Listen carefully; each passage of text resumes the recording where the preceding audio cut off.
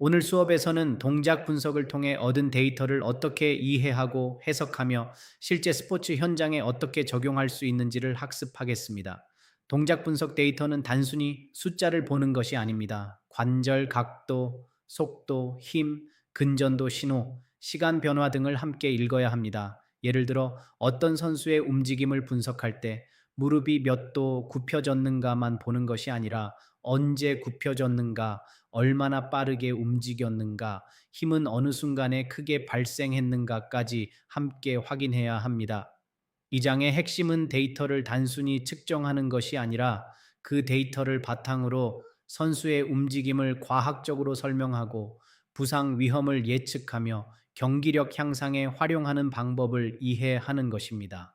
이 슬라이드는 운동학적 데이터 곡선을 읽는 방법을 보여줍니다. 먼저 X축은 보통 0%에서 100%로 정규화된 동작 주기를 의미합니다. 예를 들어 보행 분석에서는 한 걸음 주기를 0%에서 100%로 표현합니다.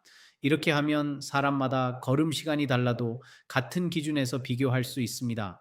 Y축은 관절 각도의 변화를 나타냅니다. 무릎, 고관절, 발목 같은 관절이 시간에 따라 얼마나 굽혀지고 펴지는지를 보여줍니다. 여기서 중요한 개념이 위상 오프셋, 즉 페이즈 오프셋입니다. 이것은 한 관절의 움직임이 다른 관절보다 빠른지 늦은지를 분석하는 것입니다. 예를 들어 고관절이 먼저 움직이고 그 다음 무릎과 발목이 순서대로 움직이면 에너지 전달이 효율적일 수 있습니다. 반대로 타이밍이 어긋나면 동작 효율이 떨어지거나 부상 위험이 증가할 수 있습니다. 스포츠 동작은 하나의 관절만으로 이루어지지 않습니다.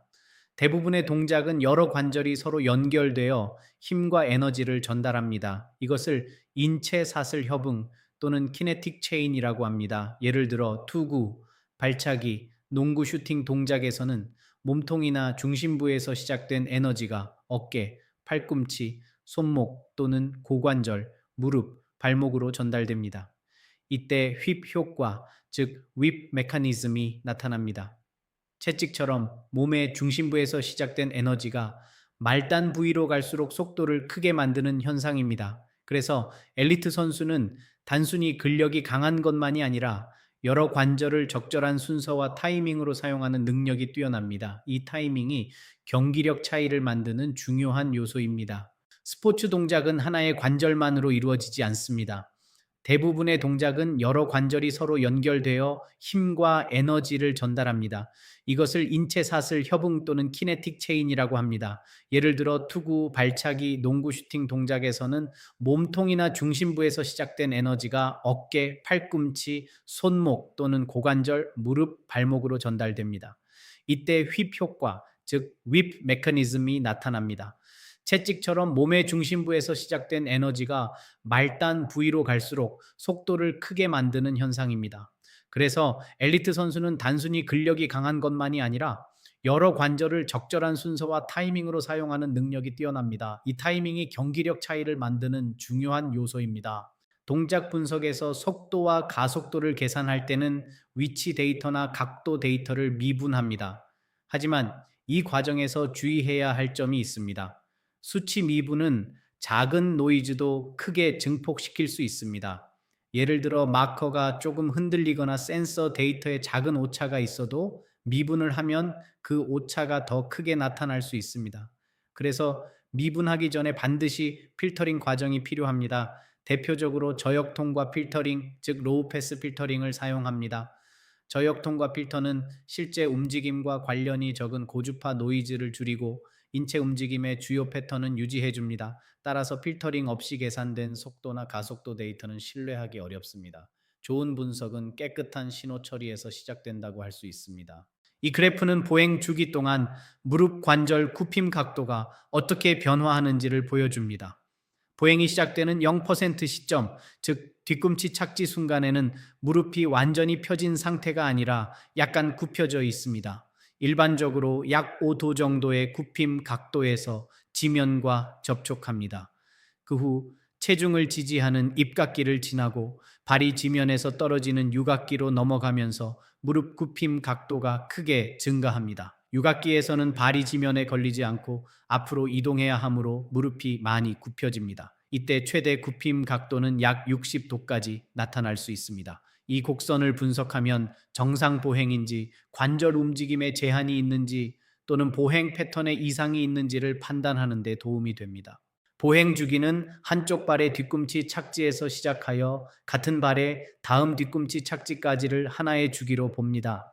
이것을 0%에서 100%로 표현합니다. 첫 번째 이벤트는 힐 스트라이크, 즉 뒤꿈치 착지입니다. 이때 발이 지면과 처음 접촉합니다. 그 다음은 입각기, 즉 스탠스 페이즈입니다. 이 단계에서는 발이 지면을 디디고 체중을 지지하며 몸을 앞으로 이동시키는 역할을 합니다. 이후 발이 지면에서 떨어져 앞으로 이동하는 유각기, 즉 스윙 페이즈가 나타납니다. 이 단계에서 무릎은 크게 굽혀지고 다음 착지를 준비합니다. 마지막으로 다시 뒤꿈치가 지면에 닿으면 하나의 보행 주기가 완료됩니다.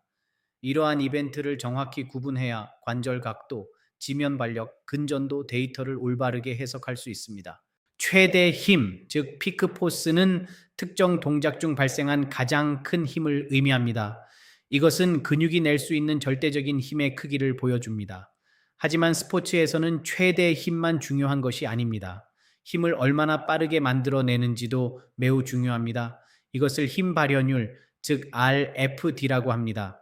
예를 들어 스프린트 출발, 점프, 펀치, 태권도 발차기 같은 동작은 매우 짧은 시간 안에 이루어집니다. 이때는 큰 힘을 천천히 내는 것보다 짧은 시간 안에 빠르게 힘을 만들어내는 능력이 더 중요할 수 있습니다. 따라서 선수의 폭발적인 능력을 평가할 때는 피크 포스와 RFD를 함께 분석해야 합니다. RFD는 힘 시간 곡선의 기울기로 이해할 수 있습니다. 즉 힘이 시간에 따라 얼마나 빠르게 증가하는지를 보는 것입니다. 공식으로 표현하면 RFD는 힘의 변화량을 시간의 변화량으로 나눈 값입니다. 그래프에서 곡선이 가파르게 올라갈수록 RFD가 높다고 볼 수 있습니다. 스포츠 현장에서는 동작이 매우 짧은 시간 안에 끝나는 경우가 많습니다. 예를 들어 점프의 도약 순간, 스프린트의 첫 출발, 태권도 발차기의 타격 순간은 모두 매우 짧은 시간 안에 이루어집니다. 이런 동작에서는 최대 힘보다 RFD가 경기력에 더 직접적인 영향을 줄 수 있습니다. 그래서 RFD는 폭발적인 움직임을 분석할 때 매우 중요한 지표입니다. 사람마다 동작을 수행하는 시간은 다릅니다. 어떤 사람은 한 걸음이 빠르고 어떤 사람은 느립니다. 그래서 실제 시간 그대로 비교하면 정확한 비교가 어렵습니다. 이 문제를 해결하기 위해 시간 정규화를 사용합니다. 동작의 시작과 끝을 0%에서 100%로 바꾸고 보통 101개의 포인트로 나누어 비교합니다. 이렇게 하면 서로 다른 수행 시간도 같은 기준에서 비교할 수 있습니다. 또한 한 번의 측정 데이터에는 우연한 오차나 노이즈가 포함될 수 있습니다. 그래서 여러 번 반복한 데이터를 평균 내어 하나의 대표 곡선을 만듭니다. 이것을 앙상블 평균이라고 합니다. 앙상블 평균을 사용하면 무작위 노이즈는 줄어들고 반복적으로 나타나는 핵심 움직임 패턴은 더 분명하게 보입니다. 근전도나 바이오 센서를 사용할 때 가장 중요한 것은 신호 품질입니다. 대표적인 문제 중 하나가 크로스토크입니다. 크로스토크는 측정하려는 근육이 아닌 주변 근육의 신호가 함께 들어오는 현상입니다. 예를 들어 특정 근육의 활동을 측정하고 싶지만 가까운 다른 근육에 전기 신호가 섞여 들어올 수 있습니다. 이를 줄이기 위해서는 전극 위치를 정확히 잡아야 합니다. 또한 전극 간 거리를 적절하게 유지해야 하며 일반적으로 약 20mm 정도의 전극 간 거리가 많이 사용됩니다. 또 하나의 문제는 전원 노이즈입니다. 주변 전자기기나 전원에서 발생하는 50Hz 또는 60Hz 잡음이 신호에 섞일 수 있습니다. 이 경우 노치 필터를 사용하여 특정 주파수의 잡음을 제거할 수 있습니다. 결국 정확한 생체역학 분석은 깨끗하고 신뢰할 수 있는 신호에서 시작됩니다. 지금까지는 동작 분석 데이터를 어떻게 읽고 처리하는지 살펴보았습니다. 이제부터는 이러한 데이터가 실제 스포츠 종목에서 어떻게 활용되는지 보겠습니다. 스포츠 생체역학의 목적은 단순히 실험실에서 움직임을 기록하는 것이 아닙니다. 선수의 기술을 개선하고 부상 위험을 줄이며 코치와 선수에게 과학적인 피드백을 제공하는 것입니다. 농구, 축구, 야구, 배구, 태권도, 달리기, 수영 등 각 종목은 움직임의 형태가 다릅니다. 따라서 분석해야 하는 지표도 종목마다 달라집니다. 이제 각 종목별로 어떤 데이터가 중요하고 어떤 방식으로 현장에 적용될 수 있는지 살펴보겠습니다. 농구 슈팅은 하지에서 시작된 힘이 몸통과 상지를 거쳐 손목과 손끝까지 전달되는 복합 동작입니다. 좋은 슈팅을 위해서는 발목, 무릎, 고관절의 신전 동작이 몸통, 어깨, 팔꿈치, 손목 릴리즈와 자연스럽게 연결되어야 합니다. 즉, 하체에서 만들어진 에너지가 상체로 끊기지 않고 전달되는 것이 중요합니다. 팔꿈치 각도도 슈팅 정확도와 관련이 있습니다. 일반적으로 릴리즈 전후의 팔꿈치 굽힘 각도와 손목 스냅은 공의 방향과 포물선 궤적에 영향을 줍니다. 또한 농구에서는 점프 후 착지가 자주 발생합니다. 이때 좌우발에 걸리는 지면 발력의 차이를 분석하면 발목이나 무릎 부상 위험을 미리 확인할 수 있습니다. 최근에는 이러한 데이터를 AI 기반 코칭 모델에 활용하여 엘리트 선수와 아마추어 선수의 차이를 비교하는 연구도 가능합니다. 생체역학 분석에서 모든 스포츠 종목에 같은 센서 배치나 같은 인체 모델을 적용하는 것은 적절하지 않습니다. 종목마다 중요한 관절, 근육, 움직임 방향이 다르기 때문입니다. 야구에서는 어깨와 팔꿈치의 움직임이 매우 중요합니다. 특히 투구 동작에서는 어깨 복합 관절의 회전과 팔꿈치에 걸리는 토크를 자세히 분석해야 합니다. 축구와 달리기에서는 하지 움직임이 중요합니다.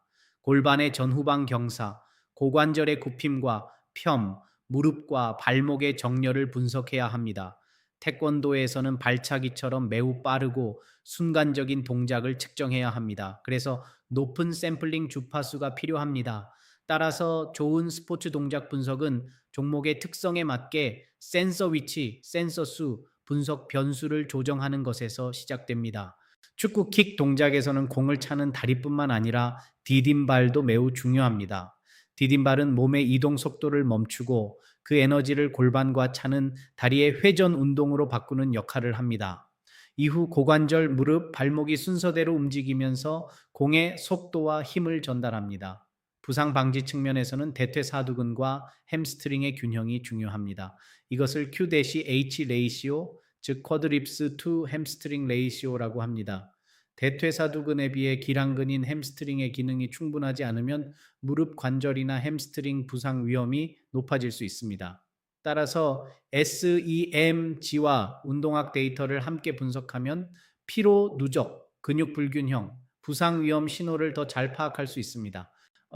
야구 투구는 대표적인 순차적 키네틱 체인 동작입니다. 먼저 하체와 골반 회전이 에너지를 만들어냅니다. 그 다음 몸통 회전이 이 에너지를 저장하고 상체로 전달합니다. 마지막으로 어깨, 팔꿈치, 손목이 빠르게 움직이면서 공이 속도를 높입니다. 하지만 공이 속도가 빨라질수록 어깨와 팔꿈치에는 큰 부하가 걸릴 수 있습니다. 특히 팔꿈치 안쪽 인대, 즉 UCL에 가해지는 스트레스는 매우 중요한 부상 위험 요인입니다. 따라서 투구 분석에서는 단순히 공이 속도만 보는 것이 아니라 에너지가 어떤 순서로 전달되는지, 그리고 특정 관절에 과도한 부하가 걸리는지를 함께 분석해야 합니다. 이러한 분석은 투구 자세 교정과 팔꿈치 부상 예방에 중요한 정보를 제공합니다. 배구 스파이크에서는 높이 뛰는 능력도 중요하지만 착지 동작도 매우 중요합니다. 스파이크 후 착지하는 순간에는 체중의 약 6배에서 8배 정도에 해당하는 큰 충격 하중이 발생할 수 있습니다. 이 충격을 잘 흡수하지 못하면 무릎, 발목, 허리 등에 부담이 커질 수 있습니다. 특히 착지할 때 무릎이 안쪽으로 무너지거나 고관절과 무릎을 충분히 굽히지 못하면 부상 위험이 증가할 수 있습니다. 따라서 착지 시에는 고관절과 무릎을 부드럽게 굽혀 충격을 분산해야 합니다. 또한 배구 점프에서는 SSC, 즉 스트레치 쇼트닝 사이클도 중요합니다. 근육과 힘줄이 빠르게 늘어났다가 수축하면서 더 큰 추진력을 만들어내기 때문입니다. 태권도 발차기는 빠른 말단 속도와 강한 충격력이 중요한 동작입니다. 엘리트 선수의 경우 발끝이나 발등이 목표물에 도달하는 순간의 속도가 매우 높게 나타날 수 있습니다. 슬라이드에 제시된 것처럼 약 15에서 20초당 미터 이상의 속도도 보고될 수 있습니다. 하지만 강한 발차기는 다리만 빠르게 움직인다고 만들어지는 것이 아닙니다. 디딤발의 회전, 골반 회전, 고관절 움직임이 함께 연결되어야 합니다. 즉, 몸 전체의 회전 에너지가 발끝까지 잘 전달될 때 더 빠르고 강한 발차기가 만들어집니다. 충격력 분석을 통해 숙련자와 비숙련자의 차이도 확인할 수 있습니다. 엘리트 선수는 단순히 빠르게 차는 것이 아니라 에너지를 효율적으로 전달하여 타격력을 높이는 능력이 뛰어납니다. 예, 달리기 분석에서는 발이 지면에 닿고 떨어지는 과정, 그리고 압력 중심의 이동 경로가 중요합니다. 러닝 주기는 크게 초기 접촉, 중간 지지, 발끝 밀기, 그리고 유각기로 나눌 수 있습니다. 힐 스트라이크는 발이 지면에 처음 닿는 순간이고, 미드 스탠스는 한 발로 체중을 지지하는 단계입니다. 투오프는 발끝으로 지면을 밀어 추진력을 만드는 단계이며, 스윙 페이는 발이 공중에서 다음 착지를 준비하는 단계입니다. 압력 중심, 즉 COP의 이동 경로를 분석하면 발이 지면에서 힘을 어떻게 전달하는지 알 수 있습니다. 또한 과회내, 즉 오버프로네이션이 있는지도 확인할 수 있습니다. 과회내는 발이 안쪽으로 과도하게 무너지는 현상으로 발목이나 무릎 부상과 관련될 수 있습니다. 이러한 데이터는 개인 맞춤형 인솔, 스포츠화 설계, 재활 프로그램 개발에 활용될 수 있습니다. 수영은 물속에서 이루어지는 운동이기 때문에 일반적인 육상 동작 분석과는 다른 어려움이 있습니다. 가장 큰 문제 중 하나는 물속에서 빛이 굴절된다는 점입니다. 이 때문에 카메라로 마커의 정확한 위치를 추적하기 어렵습니다. 그래서 수중 분석에서는 방수 하우징, 수중 카메라, 능동형 LED 마커 같은 특수 장비가 필요할 수 있습니다. 수영 경기력에서는 추진력을 높이는 것도 중요하지만 물의 저항을 줄이는 것도 매우 중요합니다. 몸이 수평에 가깝고 유선형 자세를 유지하면 유체 저항을 줄일 수 있습니다. 반대로 몸이 많이 흔들리거나 자세가 무너지면 저항이 커지고 속도가 떨어질 수 있습니다. 또한 자유형에서는 몸의 롤과 피치 같은 회전 움직임을 분석하여 스트로크 효율성을 평가할 수 있습니다. 이 슬라이드는 종목별 핵심 분석 지표와 주요 장비를 정리한 것입니다. 농구에서는 키네매틱 체인과 릴리즈 앵글이 중요하며 옵티트랙과 포스 플레이트를 사용할 수 있습니다. 축구에서는 Q 대 H 레이시오와 임팩트 벨로시티가 중요하고 SEMG와 고속 카메라가 활용될 수 있습니다. 야구에서는 팔꿈치 부하, 토크, 에너지 전달이 중요하며 IMU나 마커리스 모션 캡처가 사용될 수 있습니다. 배구에서는 착지 충격과 SSC가 중요하며 포스 플레이트를 통해 착지 하중을 분석할 수 있습니다. 태권도에서는 터미널 벨러시티와 임팩트 파워가 핵심 지표이며 고속 센서나 충격력 측정 장비가 필요할 수 있습니다. 이처럼 종목마다 중요한 생체 역학적 질문이 다르기 때문에 분석을 시작하기 전에 무엇을 알고 싶은가를 먼저 정해야 합니다. 마지막으로 스포츠 생체역학 데이터 파이프라인을 정리하겠습니다. 첫 번째 단계는 데이터 수집입니다. 모션 캡처, IMU, 포스 플레이트, EMG 같은 장비를 사용하여 움직임, 힘, 근육 활동 데이터를 수집합니다. 두 번째 단계는 신호 처리입니다. 이 단계에서는 필터링, 동기화, 노이즈 제거가 이루어집니다. 여러 장비를 동시에 사용할 때는 시간 동기화가 특히 중요합니다. 세 번째 단계는 모델링 분석입니다. 정제된 데이터를 바탕으로 관절 각도, 속도, 가속도, 힘, 토크 등을 분석합니다. 경우에 따라 머신러닝을 사용하여 선수의 패턴을 분류하거나 부상 위험을 예측할 수도 있습니다. 마지막 단계는 피드백 도출입니다. 분석 결과를 선수와 코치가 이해할 수 있는 형태로 바꾸어 훈련에 적용해야 합니다. 결국 동작 분석 데이터는 단순한 숫자가 아닙니다. 선수의 경기력을 향상시키고 부상을 예방하며 더 과학적인 훈련 결정을 가능하게 하는 중요한 도구입니다. 오늘 우리는 동작 분석 데이터를 읽는 기본 방법부터 실제 스포츠 종목별 적용 사례까지 살펴보았습니다. 중요한 것은 고가의 장비를 사용하는 것 자체가 아닙니다. 더 중요한 것은 데이터가 무엇을 의미하는지 이해하고 그 의미를 실제 현장에 적용하는 능력입니다. 앞으로 여러분이 선수의 움직임을 볼 때 단순히 잘한다 또는 빠르다 라고만 판단하지 말고 관절 각도, 힘의 발현율, 움직임의 타이밍, 협응 능력, 신호 품질, 부상 위험이라는 생체역학적 관점에서 분석할 수 있기를 바랍니다. 감사합니다.